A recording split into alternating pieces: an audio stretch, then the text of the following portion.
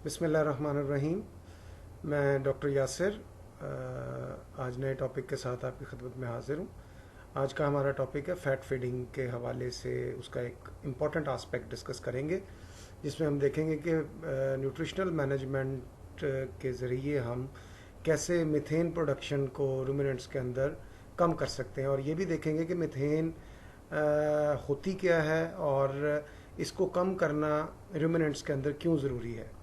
इसको हम इसके इकोनॉमिक और इसके एनवायरमेंटल बेनिफिट्स देखेंगे कि मीथेन को कम करने से इकोनॉमिक और एनवायरमेंटल बेनिफिट्स क्या क्या हो सकते हैं।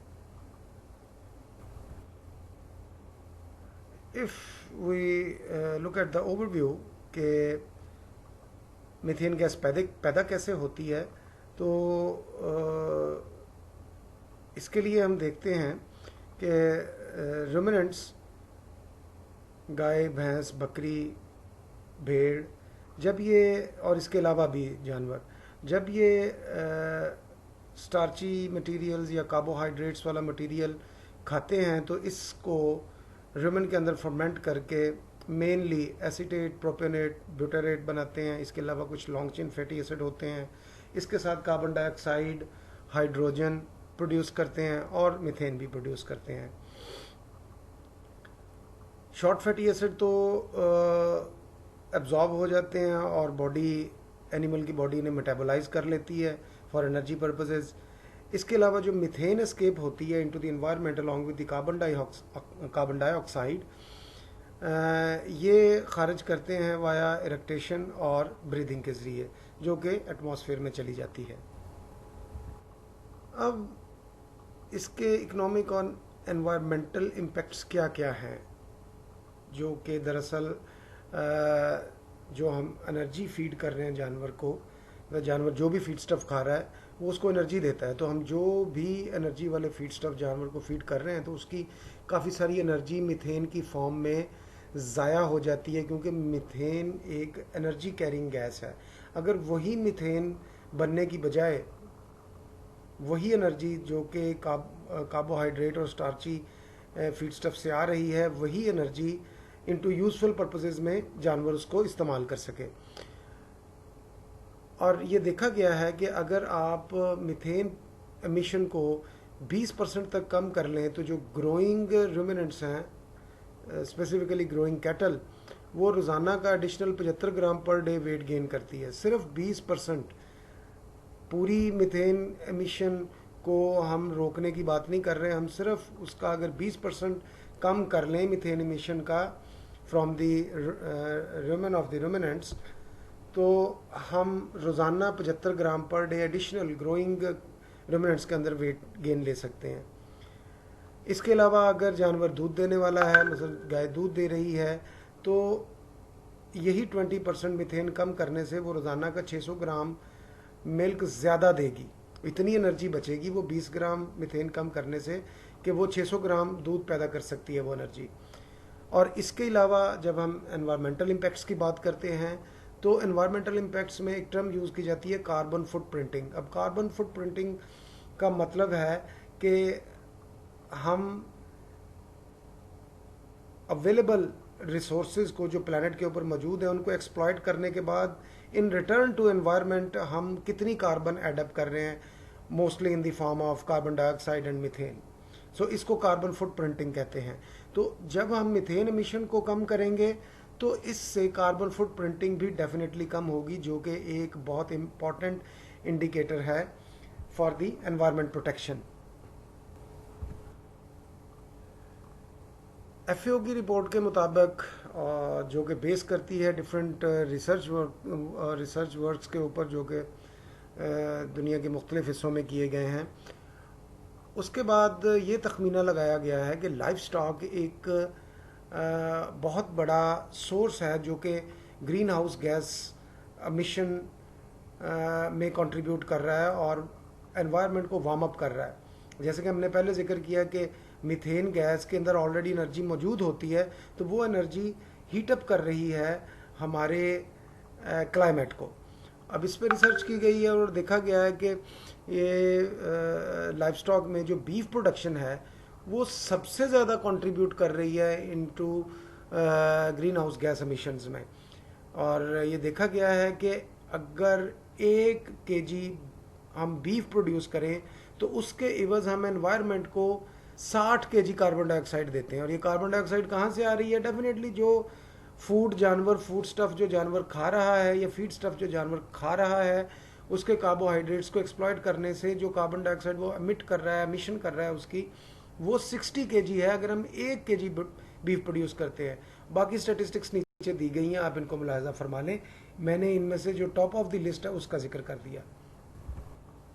अब हम देखेंगे कि वो कौन सी न्यूट्रिशनल इंटरवेंशंस हैं जिनकी मदद से हम कार्बन फुटप्रिंटिंग को कम कर सकते हैं, जिससे हम एक तो जानवर की जो ज़ाया हो रही एनर्जी है इन the form of green house gas emission, उसको सेव करके हम उसको डाइवर्ट करें into the two exploit the production potential of the animal. इसके लिए one of the best approach is the fat feeding. और इसमें यह देखा गया है कि अगर आप जानवरों को मुख्तलिफ किस्म के फैट्स फीड करते हैं तो उससे 70% तक ग्रीन हाउस गैस एमिशन को कम किया जा सकता है। और इसके अलावा जो ज़्यादातर रिपोर्ट्स हैं वो 20 से 40% मीथेन एमिशन को कम करने की थ्रू फैट फीडिंग ये रिपोर्ट्स मौजूद हैं। अब कौन कौन से ऑयल हैं जो यूज़ किए जा सकते हैं for reducing the green house gas emission? इनमें कोकोनट ऑयल है, रेपसीड ऑयल है, सनफ्लावर ऑयल है, कैनोला ऑयल है, सोयाबीन ऑयल है, और इसके अलावा जितने भी पॉलीअनसैचुरेटेड फैटी एसिड्स हैं वो सारे के सारे सेफली यूज़ किए जा सकते हैं अनटिल और अनलेस उनके जो अपर रेंज के मैक्सिमम परमिटेबल लेवल्स हैं उनको कॉम्प्रोमाइज़ ना किया जाए, उससे तजावुज़ ना किया जाए। For example coconut oil feed करने से देखा गया है कि 70% तक मीथेन एमिशन को रिड्यूस किया जा सकता है। अब 70% मीथेन एमिशन रिड्यूस करने का मतलब है कि आप इतनी एनर्जी सेव कर लेते हैं जो कि जानवर को का रोज़ाना 2.1 kg मिल्क बढ़ा देगी अब फैट फीडिंग से। और ये कैसे मुमकिन होगा कि जब आप फैट फीड करते हैं जानवरों को तो एक तो वो जो स्टार्ची या कार्बोहाइड्रेट का कंपोनेंट है फीड के अंदर डेफिनेटली उसको कम करेगा, क्योंकि जब आप एनर्जी फैट से ले पूरी कर रहे हैं तो आपको कार्बोहाइड्रेट्स फिर कम करने होंगे, जिससे जानवर की मीथेन गैस एमिशन भी कम होगी और जानवर की प्रोडक्शन भी बढ़ जाएगी।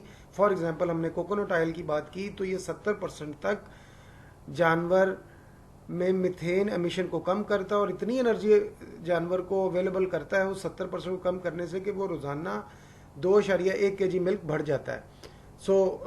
इसकी जो टेक होम मैसेज है वो ये है कि आप कोकोनट ऑयल 250 ग्राम तक daily without compromising any health condition of the animal, आप इसको रोज़ाना 250 ग्राम यानी कि 1 पाव कोकोनट ऑयल बग़ैर किसी परेशानी के, बग़ैर किसी फ़िक्र को लाहक किए आप जानवर को खिला सकते हैं।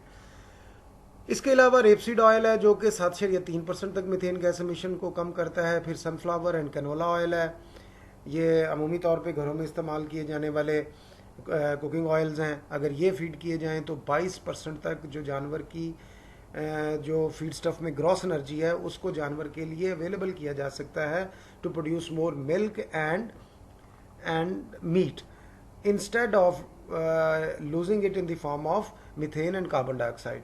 इसके अलावा सोयाबीन ऑयल जो है वो 5% तक एक रिसर्च के मुताबिक गोट्स में without hampering their rumen environment उसको सक्सेसफुली दिया जा चुका है। इसके बाद हम देखेंगे कि अदर फीडिंग स्ट्रेटजीज क्या हो सकती हैं in addition to fat feeding. There are of course other feeding strategies to reduce methane production including, हम एक तो in addition to fat feeding हम adequate amounts of protein ration में दें जानवर को। राशन का जो ज़्यादा पोर्शन है उसको हम कार्बोहाइड्रेट्स के ऊपर बेस ना करें।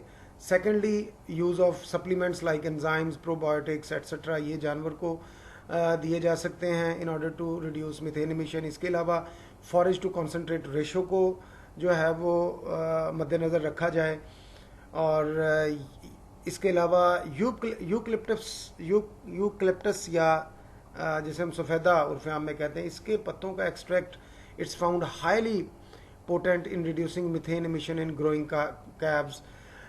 इसके अलावा एक और एडिटिव है 3 नाइट्रोक्सी propanol.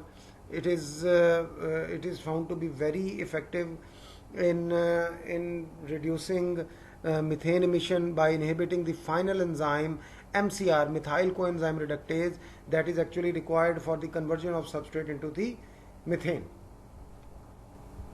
So in the end, I would like to conclude it with the remarks that the traditional practice of feeding fat to ruminants by the farmers is good unless maximum inclusion levels are not compromised. This is all about today's discussion. Thank you very much for listening to me. Assalamu alaikum wa rahmatullah.